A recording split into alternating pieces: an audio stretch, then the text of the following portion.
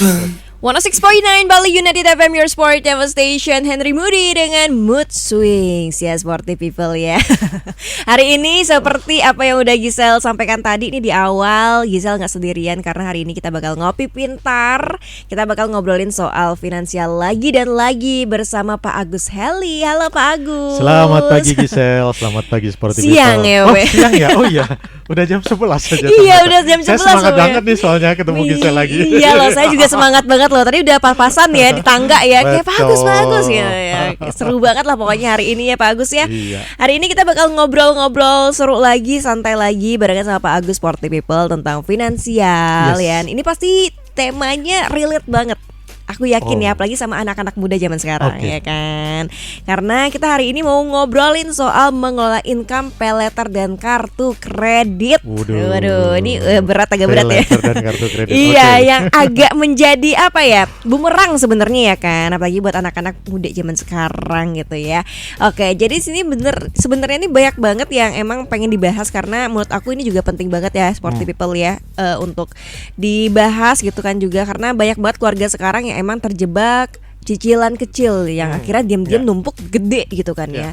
Nah terus banyak juga nih concernnya nih ke karyawan gajinya emang sebenarnya udah cukup banget, tapi nggak punya sistem untuk ngelola itu. Nah terus juga nih pay letter sama kartu kredit itu sebenarnya katanya emang bukan musuh ya Pak Agus ya. Bukan ya, tapi sebenarnya yang kita butuhin adalah cara pakainya benar dan cara ngelolanya aja kan. Dan kalau misalkan income nggak dikelola, nah kita kerja keras tapi tetap stres setiap bulan. Iya betul kan ya Pak Agus ya. Oke, nah mungkin kita lanjut aja ya langsung ke pertanyaan pertama ya Pak Agus ya. Silakan. Nah mungkin yang pertanyaan pertama dari aku nih Pak Agus nih, kenapa ya banyak banget di antara kita yang selalu ngerasa income-nya kita tuh nggak pernah cukup gitu, kayak nggak cukup deh, padahal orang-orang bilang itu cukup kok, tapi menurut kita nggak cukup, selalu nggak cukup ataupun kurang gitu kan ya. Padahal kalau dihitung-hitung ya sebenarnya emang mencukupi kebutuhan dasar kita, tapi kenapa sih selalu kita kayak ngeluh gitu yang kayak nggak cukup, selalu ada aja dan akhirnya berpotensi makanya pay letter dan lain-lain. Oke. Sepertinya banyaknya seperti itu ya. Saya juga pernah ada di sana kok. Kayaknya nggak cukup mulu gitu ya. Iya. Ada rasa nggak puas. Kemudian saya belajar begini. Kebanyakan dari kita itu melihat income atau penghasilan itu hanya berdasarkan angkanya, Giselle. Yes. Berdasarkan jumlahnya atau berdasarkan matematikanya. Jadi tetapi mereka tidak melihat income itu bagaimana mempengaruhi atau dipengaruhi lebih tepatnya oleh perilaku kita. Oh, oke. Jadi ketika kita bicara keuangan, bicara income, bicara pendapatan, uang yang masuk ke rekening kita, itu jangan hanya dilihat dari angkanya, tapi lihat juga bagaimana perilaku kita terhadap uang tersebut. Oke. Gitu, karena itu yang mempengaruhi jauh lebih besar. Contohnya begini nih. Ingat nggak dulu? Sekarang UMR berapa ya by the way? Kalau let's say di Bali 4,5? 4,5an ya? Besar dong. Bukannya tigaan gak sih kalau nggak salah? 3,2. Iya, 3,2an. Anggaplah dulu pertama kerja dapat UMR 3,5. Iya. Kemudian aduh kayaknya nggak cukup nih gitu. Kemudian posisinya seiring berjalan ini naik menjadi let's say 5 juta. Oke. Gitu kan. Terus merasa kok kayaknya nggak cukup juga nih. Kemudian naik posisinya jadi supervisor, jadi 8 juta atau 10 juta. Nggak cukup juga, naik lagi ke I don't know, let's say 15 juta. 20 kok nggak cukup juga gitu. Sampai suatu saat posisinya sampai 50 juta, ternyata nggak cukup juga. Dan masih ada beberapa orang yang berada pada level itu ternyata punya pay letter atau kartu kreditnya juga justru nambah. Oke. Iya, nah, bahkan saya pernah mendapatin beberapa orang itu income-nya di atas 50 juta, ternyata punya kartu kreditnya menumpuk sampai ratusan juta. Itu real. Nah, kalau tadi Giselle pertanyaannya apakah memang benar income pendapatannya kurang? Kalau kita bicara secara general ya, secara overall gitu ya, 50-100 juta emang selalu kurang ya gitu. Sebenarnya lebih kepada bukan matematikanya tapi kepada perilaku kita. Itu yang menyebabkan selalu menjadi kurang. Lifestyle kita. Gitu. Jadi kalau kita fokusnya pada konsumsi terus yang salah, memang jumlah berapapun Giselle itu akan tetap kurang. Gitu. Jadi yuk pelan-pelan kita melihat bagaimana perilaku kita karena itu akan mempengaruhi income kita. Sebenarnya tuh kalau income dibilang ya nggak nggak melulu tentang gimana ya, kayak nggak melulu nggak cukup gitu kan ya berarti ya. Ya. Berarti emang gimana caranya kita untuk memperlakukan uang tersebut gitu kan ya sebenarnya. Betul, jangan sampai kita yang kehilangan arah. Iya. Seharusnya mengalirnya kemana itu kan, jangan sampai kita akhirnya stres karena kita nggak tahu arahnya kemana. Kadang kan orang bertanya, oh kemana ya uangnya kemarin, kemana aja gitu kan. Iya. Nah sebenarnya harusnya arus itu yang menentukan kan kita. Oke. Berarti emang benar-benar lifestyle itu sangat mempengaruhi banget gitu kan ya, cara kita perilaku ngelola lah ya, uang. perilaku. Termasuk Oke. salah satunya lifestyle, kemudian mindset kita segala macam. Oke, akhirnya banyak banget ya, Iya. karena mungkin lifestyle yang terlalu tinggi gitu Yes, kan ya, dan bisa akhirnya jadi. mungkin income-nya mungkin selalu merasa kurang, dan akhirnya mungkin orang-orang beralih ke kartu kredit sama Betul, salah pay later satunya- ya salah kan satunya ya. itu, betul. Wih, itu gila banget sih ya. Karena lumayan loh sekarang anak-anak muda zaman sekarang tuh lumayan ada yang pakai pay later gitu-gitu loh Mas Agus. Boleh di research di Google bahwa pay later itu terbanyaknya justru didominasi oleh anak-anak muda Iya. dibandingkan angkatan-angkatan kami ya. Iya. Karena Oke. dan itu juga alasannya satu, anak-anak muda itu sekarang jauh lebih digital banget, Iya. lebih teknologinya tuh mereka savvy banget. Yes. Mereka lebih jago dari kami Bener. gitu. Aksesnya lebih gampang. Mm-mm. Dulu kalau kami belanja harus ngumpulin uang dulu pergi ke toko. Kalau sekarang kan nggak, Gisel, sambil mau tidur atau di toilet screen check out. Bener banget yang kayak nggak ada hari tanpa giniin sosmed Iya, atau mungkin betul, buka betul. apapun ya Kita di niatnya HP-nya. sosmed, ternyata di dalamnya banyak aplikasi-aplikasi kan ya, di Iya dalamnya kan. bener banget. Tapi Mas Agus nih, aku juga pengen tanya soal pay later nih ya, Yes. karena kan sekarang banyak banget yang pakai pay later gitu kan Ya. ya.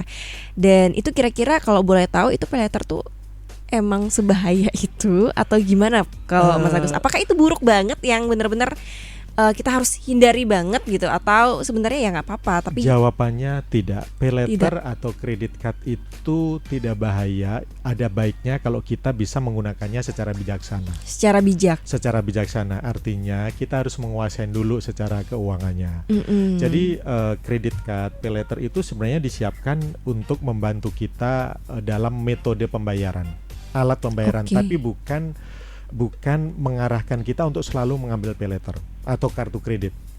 Oke. Gitu. Selama kita bagus, kita bisa mengelola, itu sebenarnya sangat membantu. Jadi kuncinya apa? Knowledge kita harus tahu dulu. Mm-mm. Contoh kita bicara kartu kredit. Mm-mm.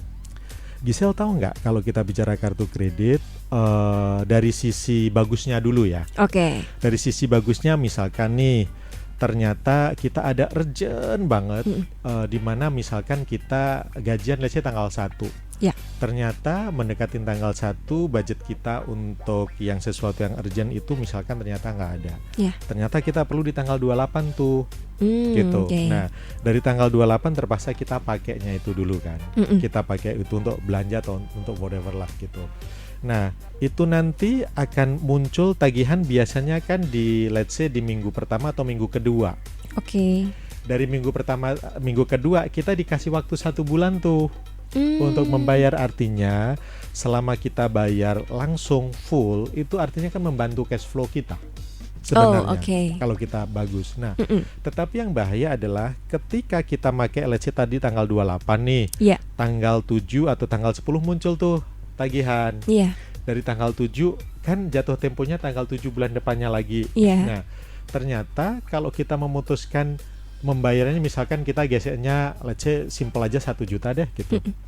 Ternyata mereka memilih ketika waktunya jatuh tempo membayarnya ternyata boleh 10% nih atau 20%, hanya dibayar separuhnya atau 10% atau 20%-nya. Oke. Artinya kalau dari 1 juta let's say dibayar cuma 200.000, berarti kan ada 800.000 yang belum terbayar. yang belum terbayar. Mm-mm. Berutang kan. Oh, Kelihatannya oke. simple ya, tapi begini Gisel. Sporty people juga pernah nggak berpikir bahwa kartu kredit itu artinya ada konsekuensinya ketika kita berhutang tersebut. Mm-mm. Bunganya berapa? Bunganya rata-rata yang paling kecil ada yang 1,5%, Oke. ada yang 2%, bahkan ada yang 2,5 sampai 3%. Iya. Let's say saya bicara yang paling kecil deh 1,5%. Mm-mm. Per apa Gisel? Per bulan.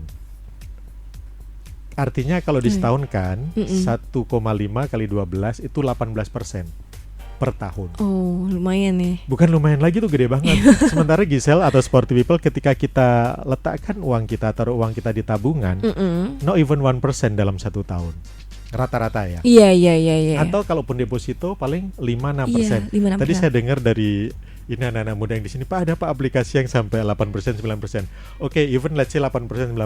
Kartu kredit itu bisa 24%. Oh, itu besar Nah, banget. kalau ya kita berarti. belajar compounding itu sebenarnya gede banget. Kenapa? Akhirnya banyak orang yang akhirnya struggle atau financial stress gara-gara tagihan kartu kredit. Itu baru satu. Can you imagine some people they hold like 3 or 4 credit cards. Ada yang bahkan sampai mengkoleksi 3-4 kartu kredit dengan berbagai alasan gitu. Katanya mau ngumpulin poin lah segala macam. Which is sebenarnya worth it nggak sih untuk hanya untuk ngumpulin poin. Itu jeleknya. Tapi kalau kita bagusnya, kita bisa pakai kartu kredit untuk belanja bulanan nih. Yang memang ya gimana pun juga kan kita harus beli beras, beli telur, beli minyak goreng, kebutuhan dapur lah sayur segala macam. Dapur. Kemudian kita pakai kartu kredit, kita bisa ngumpulin poin atau beberapa kadang mereka ada diskon let's say 5%, 10%. Itu bagus untuk dikoleksi dengan catatan kita bijak menggunakannya. Oke, berarti catatan pentingnya adalah bijak untuk. Iya, kita harus tahu knowledge-nya, kita harus tahu skills-nya bagaimana how to utilize ini produk. Oke. Jadi bukan dengan cara bagaimana kita menganggapnya, oh kita boleh nih bayar belakangan. Bukan itu poinnya. Jadi itu harus dipahamin dulu. Begitu juga dengan pay later. Iya. Kemarin ini cerita story real. Saya kan punya satu kartu kredit yang nggak besar sih limitnya, let's say hampir sekitar 50 juta. Dan memang kosong karena saya menghindari banget untuk pakai gitu. Kalau nggak urgent ya. Biasanya kalau kita kosong itu ditelepon ini sama pihak pay letternya itu. Bukan pay letter, ini bilang kartu kredit. Pak, kami dari kartu kredit ini bla bla bla bla bla. Bapak punya fasilitas, kita bisa pinjam, kita bisa cairkan ke rekening Bapak misalkan let's say 15 juta atau 20 juta gitu. Terus mereka merocos terus, Pak, kalau ini nanti kita akan berikan 0%. Serius, 0% loh. 0% dalam 6 bulan. Menarik nggak? Menarik banget. Menarik banget. Saya akhirnya ketika mendengar seperti itu, saya memutuskan untuk tidak mengambil meskipun itu 0%. Karena saya tahu kemampuan saya. Contoh nih, memang sih benar 0%, kemudian dari 15 juta misalkan per bulannya jadi 3 juta. Paling dipotong admin lah. Adminnya kurang lebih sekitar 250. Kalau saya nggak ngambil, saya akan tidak kehilangan 250 itu. Tapi kalau saya ngambil pastinya 250 itu saya akan kehilangan admin. Itu yang pertama. Kemudian yang kedua, meskipun nggak pakai bunga, saya tahu diri saya takutnya nanti bulan depan for some reason saya lupa. Atau misalkan buka email muncul tagihan, ternyata emailnya nggak saya buka kalau ada tagihan. Kadang kan kita nggak sempet. Lupa ya kan. Dan ternyata gara-gara lupa ada bunganya. Itu yang biasanya bikin stres. Jadi meskipun itu bagus, sebenarnya keputusan itu ada di tangan kita, bisa ngambil atau tidak. Kecuali misalkan pada saat ini saya urgent, ternyata saya urgent banget, kebetulan ada. Nah, itu yang membuat orang akhirnya lengah. Untuk tidak mengambil, untuk mengambil akhirnya. Kita apalagi kan misalkan berpikir, wah lumayan nih kemarin saya masukin di investasi dapat sekian persen. Ingat, investasi itu lakukan apabila sumber uangnya itu memang uang dingin. Sometimes orang berpikir, oh iya ya kemarin teman saya ngajakin bisnis ini, boleh deh. Padahal di satu sisi bisnis atau investment juga ada risikonya. Itu yang kadang lupa disadarin. Oke, ini bener-bener yang kayak banget banyak dapat info ya Mas Agus ya. Ini baru sesi pertama loh ya, jujur. Tapi bener-bener infonya bener-bener banyak banget. Dan ternyata emang kalau kita emang nggak bisa ngatur keuangan kita, itu mungkin bisa jadinya apa ya, dengan pengaruh lifestyle kita itu bisa berdampak dengan pengguna menjadi faktor ke keuangan kita kan ya. Dan sebenarnya juga kalau mau pakai kartu kredit pay later boleh, tapi asalkan kita bisa mengatur kan. Dan bagaimana kita caranya untuk melihat bagaimana sih penggunaan kartu kredit sama pay later itu sendiri ya kan sebenarnya untuk mengatur cash flow kita. Tapi sekali lagi bukan berarti kita nggak boleh punya lifestyle, ya boleh kok. Maksudnya setiap dari kita masing-masing punya lifestyle, cuman sesuaikan aja lifestyle-nya dengan apa yang kita punya. Yang salah kan ketika income kita di sini, lifestyle-nya ada di sini. Kan itu yang bahaya ya kan Mas Agus ya. Dan itu banyak terjadi. Banyak banget ya, apalagi anak-anak muda sekarang. Jujur agak susah ya emang mengontrol Gen Z ini ya. Oke, nah seperti apa tadi kita udah ngobrolin soal gimana sih untuk kamu mungkin yang ngerasa kayak punya income tapi selalu nggak cukup. Tadi sudah dijelasin juga sama Pak Eli. Terus juga kita ngobrolin soal bagaimana sih tentang pay later dan juga kartu kredit, kira-kira emang berbahaya banget atau gimana gitu kan ya. Dan mungkin kita bakal bahas ya untuk Pak Agus ya. Nanti Ya. setelah ini mungkin buat orang-orang yang udah terlanjur nih punya pay letter, gimana Ya. cara untuk ngaturnya gitu kan ya. Yes. Oke, mungkin buat kamu yang pada udah penasaran Sport People, ditunggu setelah ini kita bakal ngobrol-ngobrol lagi bersama Pak Agus. Halo. Masih semangat Gisel? Masih semangat banget Oke. Pak Agus ya. Yes. Ini soalnya bener-bener kalau sama Pak Agus mah nggak pernah Aduh. loyo ya, selalu semangat pokoknya ya. Thank you. Oke, tadi kita udah ngobrolin banyak banget nih Pak Agus ya kan, soal pay letter tadi Ya, ya kan, ya. gimana caranya kita untuk mengelolanya gitu Ya. kan. Belum sampai ke sana ya tadi ya.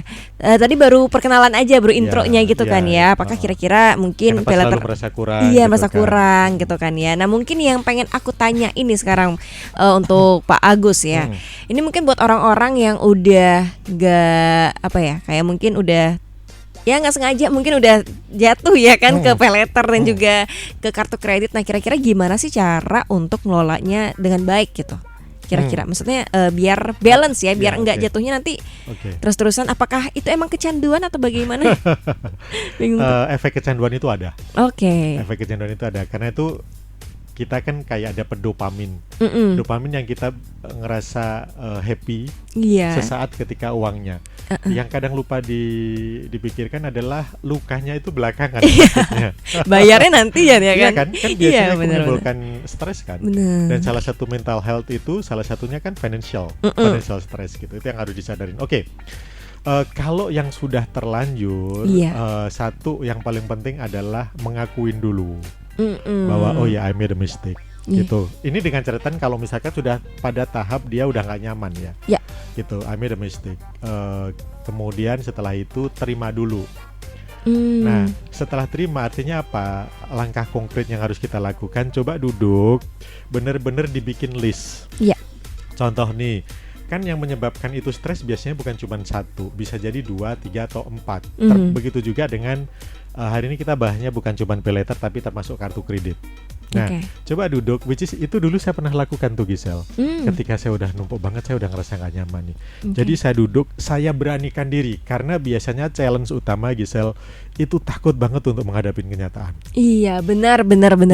kan? Iya. Untuk sekedar untuk duduk, kemudian menulis itu kayak takut, gila ya kira-kira berapa? Iya, sama saya juga kayak gitu. Untuk ngeliat Iya saldo kan? rekening aja kayak nggak mau, harus Iya, diliatin sama orang. Betul. Iya. Karena itu diperlukan keberanian. Nah, yang membuat susah adalah jujur pada dirinya sendiri itu dulu. Betul. Jadi misalkan nih, pay letter aplikasi A berapa? Mm-mm.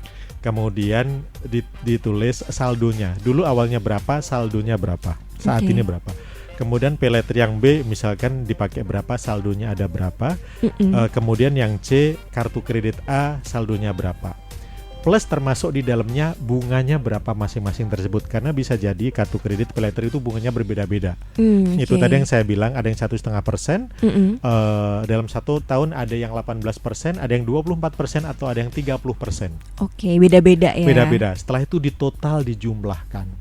Ah. Sebenarnya saya total berapa sih gitu. Kemudian cicilan saya itu sebenarnya berapa gitu. Jadi situ akan kelihatan terus sebenarnya bunga atau beban yang saya tanggung, yang saya hanya membayar bunga yang dinikmatin oleh bank atau aplikasi mereka yang untung itu berapa sebenarnya. Nah, beranikan diri untuk melihat itu. Setelah itu kemudian kita menyadarin, oh ternyata utang saya total sekian jumlahnya. Oke. Kartu kredit sekian, bunga beban yang saya harus bayarkan ternyata sekian setiap bulannya. Coba bayangkan kalau misalkan bunganya cuman let's say ternyata saya bayarnya cuman sekitar 1 juta. 1 juta kan per bulan. Iya. Kalau 12 bulan itu udah 12 juta. Udah bisa DP buat beli motor nggak sih? Iya bisa. Bisa Atau banget. misalkan untuk bayar sekolah anak nggak sih gitu. Iya. Jadi membayangkannya jangan cuman kecil, tapi kalau kita bisa manfaatkan buat yang lain gitu. Nah, dilihat setelah itu kita lihat lagi, income saya berapa, masih sehat atau enggak kondisi keuangan saya. Jadi kalau misalkan udah berada pada tahap itu, memang perlu penyadaran pada diri sendiri, kemudian lihat situasi saat ini bagaimana. Setelah itu kita saya sudah tahu situasinya seperti ini, apa planning saya yang masuk akal, yang kira-kira saya bisa lakukan. Dan yang terakhir, kalau sudah terlanjur udah stop, jangan ditambah lagi. Wih, Tolong dikontrol ya. Toh ya biasanya kalau sudah sadar gitu akhirnya akan stop sih pelan-pelan. Saya paham itu memang memerlukan waktu. Betul. Perilaku yang sudah kita lakukan berbulan-bulan atau bertahun-tahun menyetopnya memang nggak mungkin instan. Tapi setidaknya sporty people kita semua menyadarin bahwa oh ini salah nih. Yuk pelan-pelan kita perbaiki. Oke. Gitu. Dan kalau masih nggak tahu juga hubungin Agus Heli atau Lintar Financial. Boleh banget di DM ya. Instagram kita. Kalau udah stuck banget ya mau nanya ke siapa, tanya aja ke Pak Agus Heli ya. Ya. Berarti emang bahaya banget ya Pak Agus ya, walaupun misalkan kita di paylater atau mungkin di kartu kredit kita nyicilnya tuh kecil-kecilan kayak gitu, gimana Pak Agus? Gini, nah ini yang bahaya nih, kecil-kecil kelihatannya cuman 400, iya, cuma 500, 300 gitu gimana? 300 gitu. Gini, Gisel. Basically kan kita ketika punya income, punya hidup, menjalani kehidupan kita sehari-hari, bangun pagi, kerja, kemudian ya melakukan semua goals kita. Kan kita pengennya tenang gak sih menjalankannya?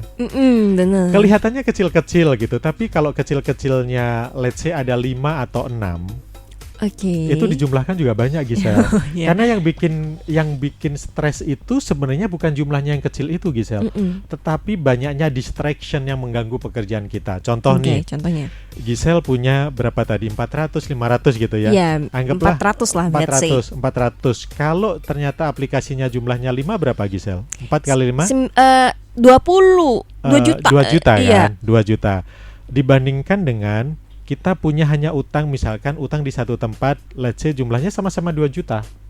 Yang lebih kepikiran yang mana? Yang mengganggu kita? Yang kelima, 5 itu akan karena dalam setiap hari kita tuh aduh, tanggal sekian jatuh tempo. Nanti tanggal 15 ada lagi jatuh tempo. Tanggal 20 akan jatuh tempo. Itu ngedistract pekerjaan kita. Iya, benar. Jadi bukan jumlahnya. Kelihatannya memang jumlahnya kecil, tapi kalau coba dihitung, dikalikan juga banyak. Itu yang pertama. Yang kedua itu mengganggu aktivitas kita. Kalau Gisel misalkan kita pengen nongkrong sama teman-teman di kafe atau clubbing atau apa, kalau di Bali kita ke beach club, tenang gak sih kalau di balik itu ternyata masih pikirannya kayak kita, enggak ya? Iya kan, kita tetap pamerkan ke teman-teman kita nongkrongnya, tapi ternyata kita nggak tenang loh Gisel. Apalagi kalau ada beban di belakang yang belum beres. Belum lagi tenggat waktu ya, kan dikejar-kejar. Jadi bukan jumlah kecil, sekali lagi bukan jumlah kecilnya, tapi dimultiply-nya menjadi banyak. Yang kedua itu mengganggu kecil-kecil itu justru gitu. Iya, lagi kalau misalkan gaji udah habis gitu ya buat bayar payletternya nggak ada, itu yang itu yang bikin agak relate nggak kira-kira ini sporty people yang mendengarkan? Coba kamu ya, soalnya aku tuh ada payletter bagus gara-gara member gym. Jadi itu tuh kayak disuruh cicil gitulah pokoknya kan. Boleh cerita nggak waktu itu gimana ceritanya? Awalnya itu nggak tahu, awalnya tuh gara-gara teman tuh bilang ini bisa kok dibayarnya per bulan gitu kan. Nah karena kalau misalkan aku langsung ngeluarin uang sebanyak 3 juta itu aku belum siap di saat itu. Nah terus akhirnya aku bilang bisa dicicil 200-an lah dalam per bulan tuh kayak 280. Nah itu aku belum tahu untuk sistem itu seperti apa gitu kan. Nah terus pas aku kesana ngedaftarin, aku bilang ini bisa dicicil ya per bulan gitu, bisa. Nah pikirannya pasti cash dong ya, atau mungkin by transfer atau gimana gitu. Nah terus pas udah mengiyakan, dia tuh bilang kayak, Kak download dulu ya aplikasi ini gitu. Nah aku pikir ini aplikasinya emang buat ibarat kayak OVO, kayak GoPay gitu loh Mas Agus. Terus pas aku cek, ternyata itu tuh payletter ternyata gitu. Nah jadi aku tuh agak lumayan deg-degan ya. Karena yang kayak ini kan udah gimana, ibaratnya kayak ini aku masuk ke dunia payletter gitu ya. Sebelumnya aku belum pernah coba gitu. Iya, jadi aku ngerasa jadi ini menjadi payletter pertamanya pengalaman pertamanya. Jadi aku ngerasa yang kayak ini apakah aku bakal aman atau gimana? Karena kan orang-orang pada bilang ya Mas Agus yang kayak ini payletter hati-hati karena bakal kena ke BI check gitu. Betul, itu yang aku takutin sebenarnya, makanya kayak ini gimana gitu. Gini. Yang Gisel alamin menurut saya itu banyak dialamin oleh Gen Z atau milenial, bukan hanya Gisel, dan I feel sorry for that. Gini, dalam hidup itu ada yang bisa kita kontrol dan yang nggak bisa kita kontrol. Yang ini tadi ada 2 hal. Yang pertama adalah dari sisi membershipnya, dari sisi gymnya. Yang kedua dari sisi aplikasinya. Dua-duanya ini adalah lembaga bisnis. Betul. Gym itu ya wajar dong mereka menawarkan segala macam. Menurut saya itu wajar, dan karena memang kita butuh untuk gym.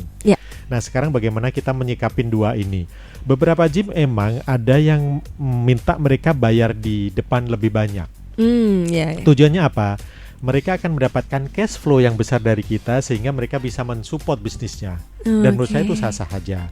Ya, ada juga yang menawarkan bulanan. Ada jadi 1 bulan, 3 bulan, 6 bulan, 12 bulan. Biasanya ketika kita mengambil yang 12 bulan itu lebih murah. Biasanya seperti itu. Iya, benar. Which is kalau kita punya dana, ambillah yang itu memang benar. Ya. Kemudian cuman akhirnya mereka bekerja sama dengan aplikasi tadi.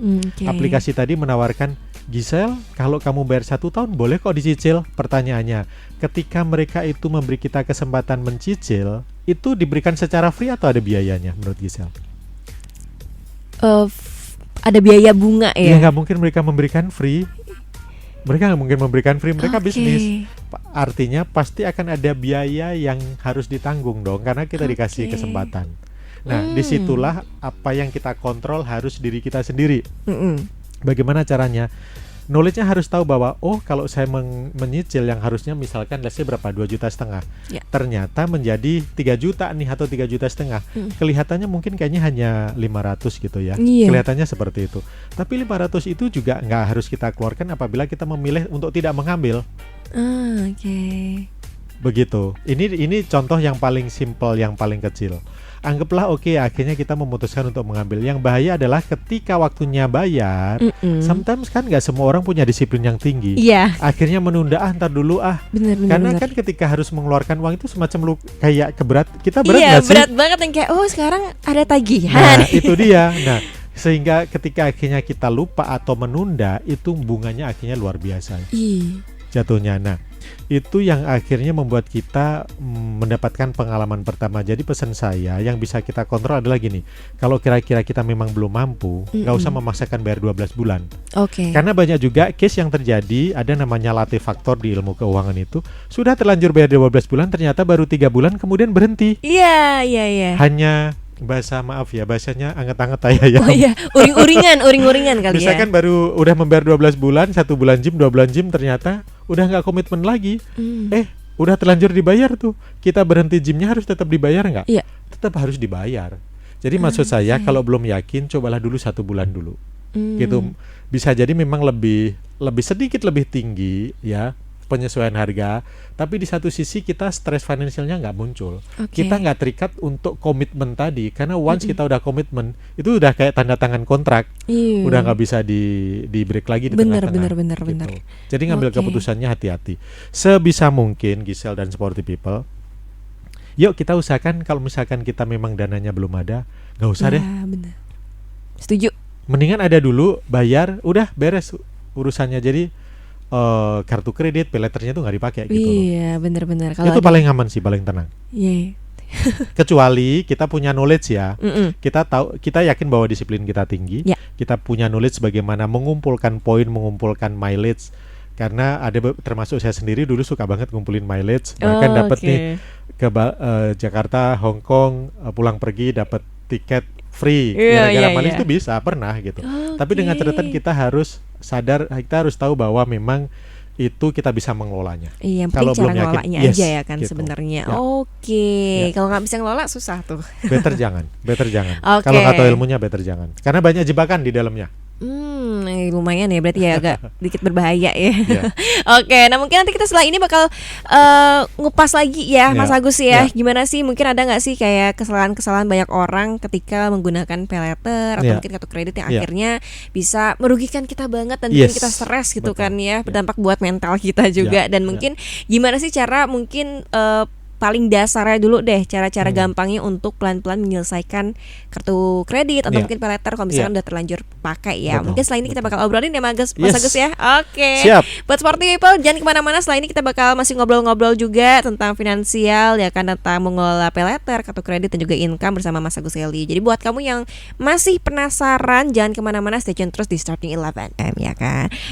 Sekarang kita bakal lanjut nih Mas Agus. Tadi kita udah banyak banget ngobrol-ngobrol ya kan tadi soal gimana caranya kita ngelola paylater tadi ya kan. Nah terus ternyata paylater, kartu kredit, apalagi itu bunganya besar ya. Ya, dan kita gimana caranya buat bijak untuk memakai paylater atau kartu kredit itu sebenarnya. Sebenarnya ya itu bukan hal yang emang harus yang enggak banget, tapi ya gimana lagi balik untuk cara kita ngekontrol aja sebenarnya kan Mas Agus. Setuju. Ya. Oke.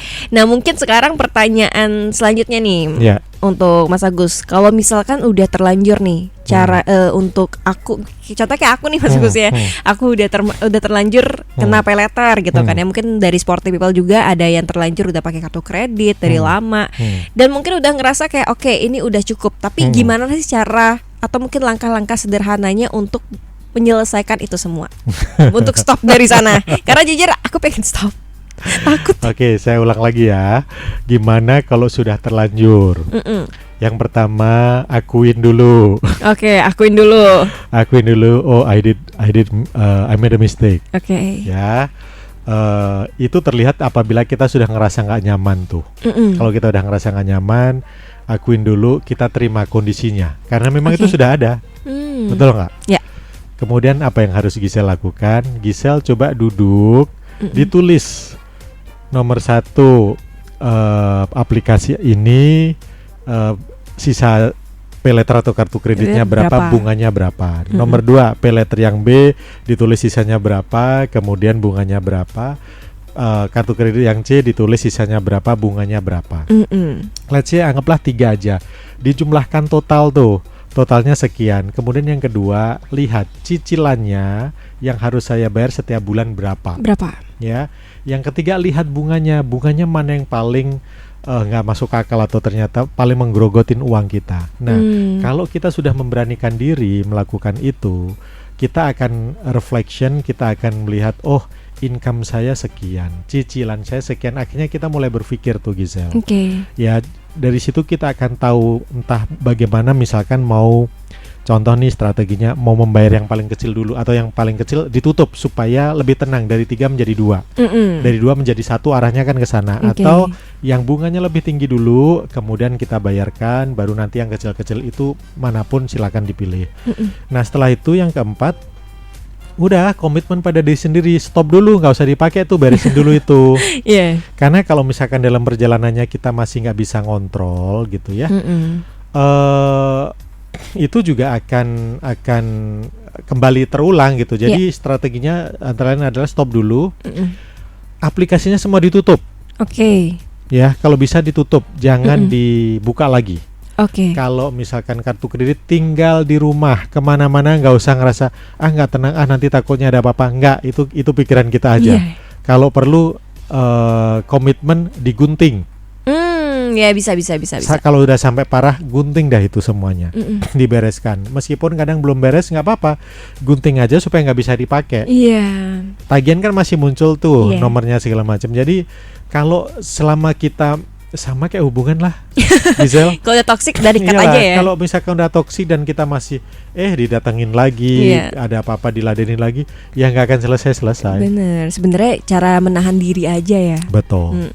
Gitu. Jadi aplikasinya ditutup. Kalau nggak ada uang, nggak usah belanja. Kemudian kartu kreditnya atau apapun itu ditinggal di rumah, nggak usah dibawa. Udah gitu. Itu cara ampuhnya. Iya dong, karena kita gini, Gisel, kita harus mengedukasi diri kita sendiri loh. Ya, edukasi diri kita sendiri untuk disiplin, dan biasanya memang itu perlu waktu. Nggak apa-apa, pelan-pelan saja. Begitu. Berarti itu cara sederhananya ya untuk menyelesaikan. Berarti kita harus mengakui dulu, terus kita harus juga realistis ya dengan apa yang ada gitu ya, dengan cara nyatet tadi kan ya, mungkin saldonya, bunganya berapa, kita hitung-hitungan, terus ya meninggalkan semua yang ada. tutup aplikasi ya kan, mungkin dengan meninggalkan semua itu harus berani ya, berarti Mas Agus ya. Kita mau bikin challenge, mau nggak, Gisel? Apa itu? Ayo boleh. Buat Gisel dan Sporty People, yuk challenge misalkan 7 hari ke depan. Saya nggak buka aplikasi, saya nggak akan pakai kartu kredit, saya nggak akan bawa itu kartu kredit kemana-mana, saya tidak akan membuat paylater yang baru atau utang yang baru. Coba di challenge selama 7 hari ke depan. 7 hari ke depan atau 30 hari ke depan kalau mampu. Bertahap, pelan-pelan. Coba Sporty People. Kan 7 hari ke depan kita ketemu lagi, Gisel. Oh iya. Kita ingatkan, challenge yang minggu lalu bagaimana? Gimana? Kita tanyain kali ya. Betul. Sama 7 hari ke depan. Betul. Gimana kah? Apakah bisa? Betul. Apakah sama 7 hari bisa nggak buka peleter itu? Iya. Apakah masih tergoda? Ya Yes. kita nggak tahu ya. Tapi Iya. coba aja deh mending Sporty People. Mungkin buat kamu yang pengen belajar untuk menyelesaikan ya kan, untuk berhenti dari peleter atau mungkin kartu kredit, boleh banget kamu coba deh challenge dari Iya. Pak Agus Heli. Langkahnya kecil-kecil Di aja 7 Gisel. hari. Iya, Oke. karena kalau langsung besar biasanya berat. Iya benar. Nanti Kecil-kecil takutnya- dulu aja, iya, pelan-pelan. memulai kebiasaan Memulai ya. habitnya itu betul. Iya sih. Oke. Nah, tadi kan kita udah ngobrolin nih Mas Agus ya soal gimana cara sederhana untuk nyelesain mungkin yang punya peleter atau kartu kredit yang lain. Nah, Ya. tapi tadi kan udah sempat dibilang ya kalau sebenarnya kartu kredit atau peleter itu sah-sah aja, boleh-boleh aja, Ya. tapi gimana cara untuk kita ngekontrolnya. Ya. Nah, mungkin kira-kira dari Mas Agus itu punya nggak sih tips aman atau mungkin tips yang gampang deh biar kita tuh aman untuk pakai peleter sama kartu kredit. Oke, tips yang aman, pertimbangkan ini dulu. Pay letter atau kartu kredit itu seperti pisau bermata dua. Ya kan? Ada nggak baiknya? Ada. Ada, Kalau misalkan kita memerlukan, kita ngupas mangga, kita motong buah-buahan, motong daging, semuanya kita perlu itu. Bermanfaat nggak? Bermanfaat. Tapi kalau kita menggunakan dengan cara yang salah, ya bisa ke tangan, bisa ke tubuh kita, akan berdarah nggak? Iya. Itu berdarah dan lukanya bisa jadi berbulan-bulan, bahkan harus ke rumah sakit. Betul. Begitu juga dengan kartu kredit. Bayangkan itu, ya. Kalau Anda merasa bahwa memang Anda nggak bisa ngontrol, better jangan. Udah nggak usah lah. Ya. Sesimpel itu doang. Ya, jangan coba-coba. Termasuk Gisel tadi, ternyata tanpa sadar itu masuk ke pay letter. Iya. Kalau sudah terlanjur dan ternyata nggak bisa ngontrol, berhenti aja. Oke. Jadi jangan bermain pisau, jangan bermain pay letter atau kartu kredit. Udah simple, nggak usah ngambil utang. Ya. Tapi kalau Anda merasa bahwa saya memerlukan, boleh. Strateginya bagaimana? Satu, lihat income Anda. Oke. Uang masuknya berapa? Pastikan kalau misalkan kita menggunakan pay letter itu untuk kebaikan. Atau kartu kredit contoh memang untuk belanja sehari-hari, kemudian memang untuk mengumpulkan poin gitu. Kemudian yang ketiga, pastikan bayarnya tepat waktu atau sebelum jatuh tempo sudah dibayar. Jangan separuh tapi full. Contoh makanya kartu kredit misalkan 1 juta, jangan dicicil nanti 20%, 30% seperti yang saya lakukan dulu. Gali lubang Ya, tutup lubang gali ya. lubang tutup lubang, karena itu biasanya akan lebih parah. Contoh nih Gisel, Contohnya apa? kebetulan saya kan punya yang namanya financial calculator. Oke. Saya ambil contoh saja ya. Ya. Ini kalkulatornya berbeda. Kelihatannya punya tagihannya hanya 10 juta. 10 juta. Ya, 10 juta, kemudian misalkan dicicilnya sedikit-sedikit nih, cuma 10%, 10% ya. Iya. Kalau bunga 2% per bulan selama 24 bulan, karena nggak terasa kadang kartu kredit kok nggak selesai-selesai gitu ya. Dengan bunga 2% per bulan ini saya hitung totalnya bisa dari 10 juta itu bisa menjadi 16 juta. Dan kita nggak sadar mengeluarkan bunga-bunga kecil-kecil itu. Berarti ya lebih dari 50% ya Lebih dari dong. 50%. Wah. Gila sih. Itu berarti. bagaimana cara menghitung kartu kredit. Kredit. Ya, bunga kartu kredit. Begitu juga kebalikannya. Kalau yang 10 juta tadi kita masukkan ke investment dengan asumsi yang sama gitu ya. Iya. Itu juga akan bisa menghasilkan 16 juta juga. Anda tinggal pilih yang mana. Pilih yang mana gitu Dalam kan ilmu ya. keuangan itu namanya compounding, compound interest. Begitu. Oke. Wah, lumayan banget ya berarti ya Mas Agus ya. Ya, jadi strateginya itu tadi. Lihat income-nya, usahakan membeli barangnya untuk produktif atau konsumtif. Kalau konsumtif better jangan. Kalaupun terpaksa untuk sesuatu yang baik, misalkan untuk mensupport pekerjaan, karena let's say nih handphone buat pekerjaan, motor buat pekerjaan, atau cicilan apapun gitu ya, jangan lewat dari 30% income-nya, cicilannya. Karena kalau udah lewat 30%, itu akan stres biasanya. Gitu. Kemudian apalagi bedakan kebutuhan dan keinginan. Itu udah yang paling basic ya. Iya. Gitu. Kemudian yang terakhir adalah kalau nggak bisa ngontrol better jangan deh. Better ya. Nggak usah. Stop aja ya. Stop aja. Oke deh, terima kasih banyak Mas Agus.